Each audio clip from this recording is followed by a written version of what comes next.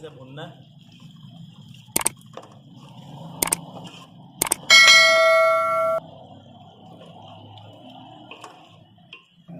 السلام علیکم، میں ہوں ویس رضا اور آپ دیکھ رہے ہیں منو سلوا فوڈ۔ آج ہم بنا رہے ہیں مٹن پائے۔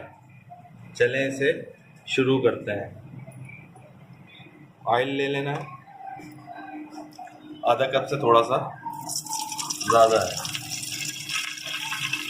اور یہ بہت مزیدار بنتے ہیں۔ ہمارے اسٹائل میں آپ بنائیے گا، بہت ہی زیادہ مزیدار اور لذیذ ہوئیں گے یہ۔ اس کے اندر ہم شامل کریں گے پیاز، 2 پیاز ہیں چوپ کی ہوئی۔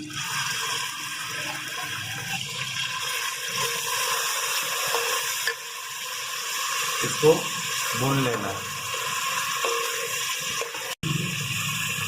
اس کو ہلکا سا پکا لینا ہے، اس کو براؤن وغیرہ نہیں کرنی ہے۔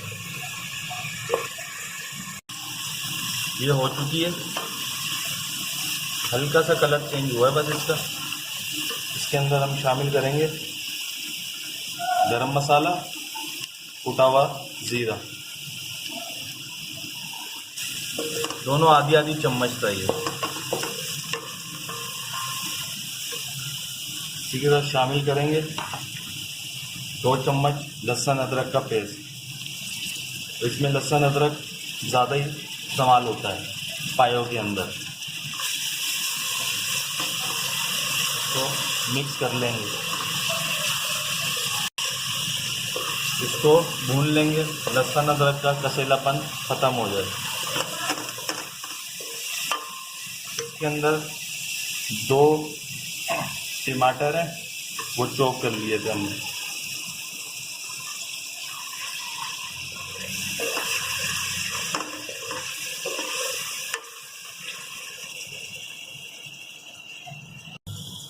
اسی کے ساتھ یہ 1 چمچ، یہ 2 چمچ ہری مرچیں چوپ کری ہوئی، 1 چمچ بھر کے دھنیا پاؤڈر، 1 چمچ لال مرچیں بھر کے، ہلدی آدھی چمچ، تھوڑی سی زیادہ، نمک 1 چمچ۔ اب اسے مکس کر لیں گے۔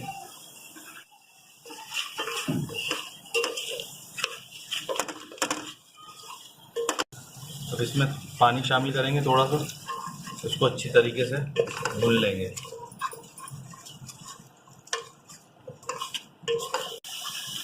اس کے اندر پایا مسالہ بھی ہم شامل کر دیں گے، ایک ہی مسالہ تھا یہ۔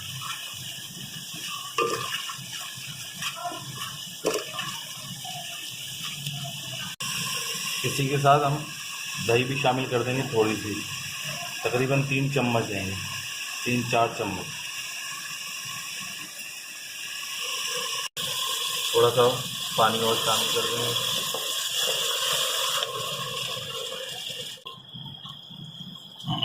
اس کو زیادہ نہیں بھونیں گے ہم۔ اب اس کے اندر ہم پائے شامل کر دیں گے۔ پائے جو تھے یہ 4 پائے تھے۔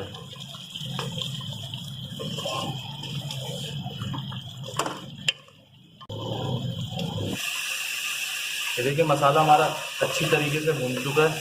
اس کے اندر ہم شامل کر دیں گے پانی۔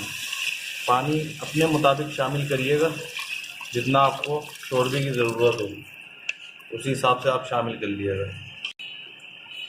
لیکن ہم جو یہ پانی ڈال رہے ہیں تقریباً 1.5 لیٹر پانی ہے یہ۔ ہم آنچ تیز کریں گے تاکہ پانی میں بوائل آئے، تو اس کے بعد دم والی آنچ میں 3 سے 4 گھنٹے اس کو ہم پکائیں گے۔